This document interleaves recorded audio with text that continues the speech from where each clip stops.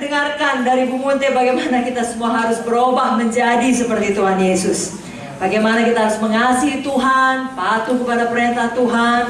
Kita juga harus mengasihi sesama, golden rule, apa yang kita ingin orang lakukan kepada kita lakukan terlebih dahulu kepada orang lain. Lalu bagaimana prakteknya kita hidup dalam satu gereja, dalam satu tubuh Kristus. Kita semua harus bersatu, amin. Kita harus berubah dan berbuah. Mari sama-sama katakan berubah dan berbuah. Sebabnya malam ini saya mau sampaikan untuk mengerjakan semua hal tadi, biarlah kita masing-masing memiliki iman yang berani.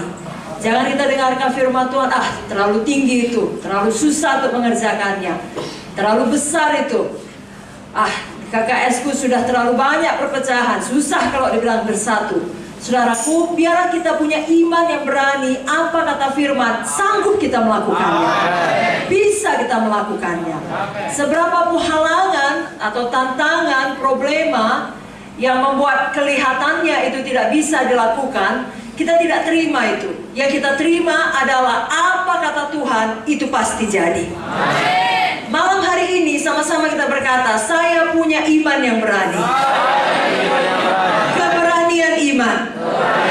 Amin. Karena kita tahu kita memiliki Tuhan yang besar, yang sanggup melakukan apa saja. Dan Tuhan itu hidup ada di dalam kita. Firman-Nya ada di dalam kita. Apa yang dikatakan oleh firman, ya dan amin. Malam hari ini saya mengajak Bapak Ibu Saudara, mari berani untuk memiliki iman bagi hidup kita masing-masing, baik secara pribadi tadi, juga di dalam tubuh Kristus, sebagai gereja Tuhan, sebagai anggota tubuh Kristus yang masing-masing kita memiliki tempat, masing-masing kita memiliki bagian, memiliki karunia, masing-masing kita penting. Amin. Jadi kalau selama ini ada sesuatu Tuhan taruhkan dalam hati saudara, satu visi, satu panggilan, satu tugas, saudara merasa itu terlalu besar, terlalu sulit, mulai malam ini saudara berkata, tidak ada yang mustahil kepada Tuhan. Saya berani beriman, tidak ada yang mustahil kepada saya. Saudara tidak lagi lihat kepada sumber daya saudara yang terbatas. Saudara lihat kepada Tuhan Yesus yang tidak terbatas. Apa janji Tuhan yang Tuhan hidupkan dalam hati saudara masing-masing, saudara yakin betul itu bisa digenapi. Amin, saudaraku. Saudara masih ingat kisah Abraham? Bagaimana Tuhan menjanjikan kepada dia memiliki anak. Dia sudah tua, mustahil bagi dia memiliki anak, tapi dia memiliki iman yang berani. Mari saya bacakan dalam Roma 4 ayat 18 sampai 24. Sebab sekalipun tidak ada dasar untuk berharap, namun Abraham berharap juga dan percaya bahwa ia akan menjadi bapa banyak bangsa, menurut yang telah difirmankan, demikianlah banyaknya nanti keturunanmu. Imannya tidak menjadi lemah, walaupun ia mengetahui bahwa tubuhnya sudah sangat lemah, karena usianya telah kira-kira 100 tahun, dan bahwa rahim Sarah telah tertutup. Tetapi terhadap janji Allah ia tidak bimbang karena ketidakpercayaan, malah ia diperkuat dalam imannya, dan ia memuliakan Allah dengan penuh keyakinan bahwa Allah berkuasa untuk melaksanakan apa yang telah ia janjikan. Karena itu hal ini diperhitungkan kepadanya sebagai kebenaran. Kata-kata ini, yaitu hal ini diperhitungkan kepadanya, tidak ditulis untuk Abraham saja, tetapi ditulis juga untuk kita. Sebab kepada kita pun Allah memperhitungkannya, karena kita percaya kepada Dia yang telah membangkitkan Yesus Tuhan kita dari antara orang mati. Apa suara Roh Kudus dalam hati saudara? Apa visi Tuhan yang besar Tuhan taruh dalam hati saudara? Apa janji Tuhan yang selama ini pada waktu yang lalu hidup tapi telah redup dalam hati saudara? Malam ini nyalakan kembali, bangkitkan kembali. Jangan katakan, oh sudah terlalu lama, tidak mungkin lagi. Di sini dikatakan, walaupun tidak ada dasar untuk berharap, Abraham berharap juga. Mustahil dia sudah tua punya anak, tapi dia tetap berani beriman kepada Tuhan. Malam hari ini saudara juga demikian. Apalagi besok kita KKR, saudara yang selama ini penakut, tidak pernah melihat saudara bisa berhasil bawa jiwa. Saudara punya iman, saudara berani bawa jiwa pada esok hari.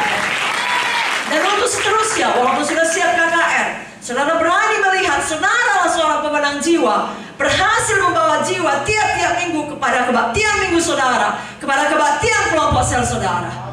Saudara yang selama ini merasa Tuhan memanggil saudara menjadi pemimpin, tadi saudara baca dalam buku Efesus, Saudara tidak berani jadi PKS sebelumnya, mulai malam ini saudara sambut panggilan Tuhan. Berani menjadi pemimpin, berani menjadi PKS, berani menjadi saksi Tuhan dimanapun Tuhan meletakkan saudara dalam dunia sekuler sana. Karena tidak ada yang kebetulan. Di mana saudara tinggal, di mana saudara bekerja, biarlah saudara menjadi terang, menjadi garam di sana. Saudara juga berani patuh kepada firman berapapun harganya.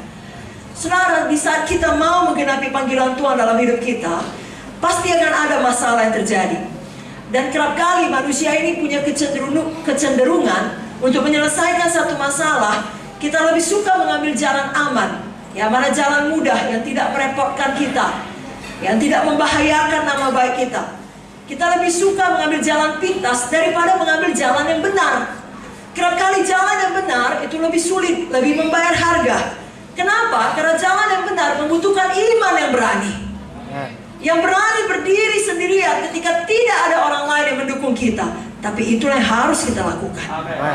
Di dalam Alkitab ada banyak contoh teladan bagaimana hamba-hamba Tuhan memiliki iman yang berani di tengah-tengah persoalan, kesukaran, bahkan penderitaan yang mengancam resikonya nyawanya sendiri.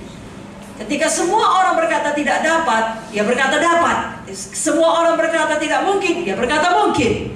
Semua orang berkata tidak bisa, dia berkata bisa. Demikianlah kita pada malam ini. Kalau saudara ingat kisah mengenai 12 orang pengintai, mayoritas berkata tidak bisa. Hanya 2 orang, minoritas berkata bisa. Kerap kali suara yang benar, iman yang berani, terlihat sebagai golongan minoritas. Tetapi sebenarnya bersama Tuhan, kitalah mayoritas. Haleluya saudara. Malam ini saya bacakan contoh teladan seorang hamba Tuhan memiliki iman yang berani, namanya Kaleb. Dari Bilangan 13 ayat 26 sampai 33 saya bacakan. Langsung datang kepada Musa, Harun dan segenap umat Israel di Kades di padang gurun Paran. Mereka membawa pulang kabar kepada keduanya dan kepada segenap umat itu, memperlihatkan kepada sekaliannya hasil negeri itu.